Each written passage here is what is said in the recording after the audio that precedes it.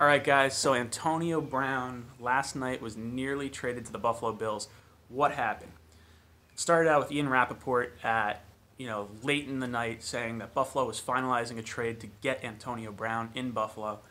Um, then the NFL Instagram account put out a picture of Brown going to Buffalo, and Antonio Brown's actual Instagram name and handle and everything, and posted fake news. So obviously there was some type of story going on behind the scenes.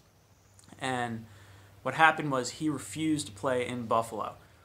So now the trade is canceled. Buffalo is no longer trying to get Antonio Brown. And it's interesting, right? Like you don't see this from players or see it from trades really happening at all. Brown had 3 years left on his deal. It would have paid him about $12 million a year. He's looking for a new contract. He has threatened to hold out and retire if he doesn't go to the team he wants. So now by him doing this, he now holds all the chips. Now the Steelers are in a weird spot because teams are going to know that Brown is going to be truthful and not show up to not show up to camp or not show up to the practices.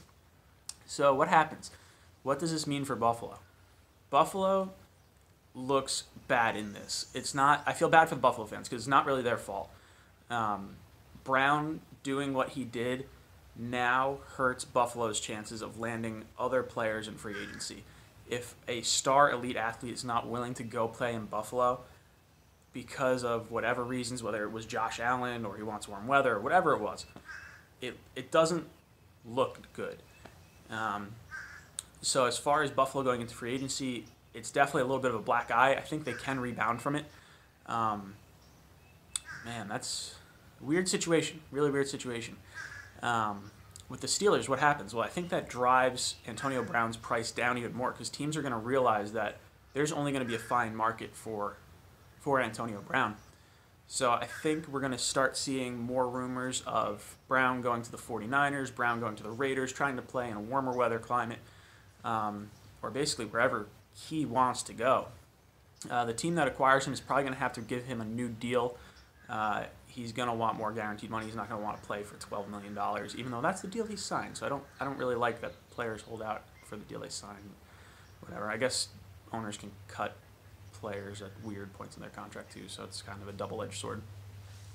But whatever. I had all this great, all these jokes planned out for Brown being sent to the wall, like in Game of Thrones, and oh man, I guess I can't use them anymore.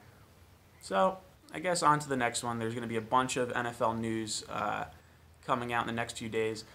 Antonio Brown and the Steelers said they were supposed to finalize a trade by Friday today.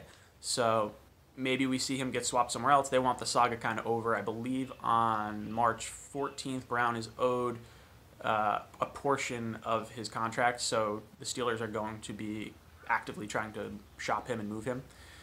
So we'll see. Maybe today is the day he gets moved. If so, I'll jump on and make a video about it. Let me know what you guys think about the situation. As always, go Jets.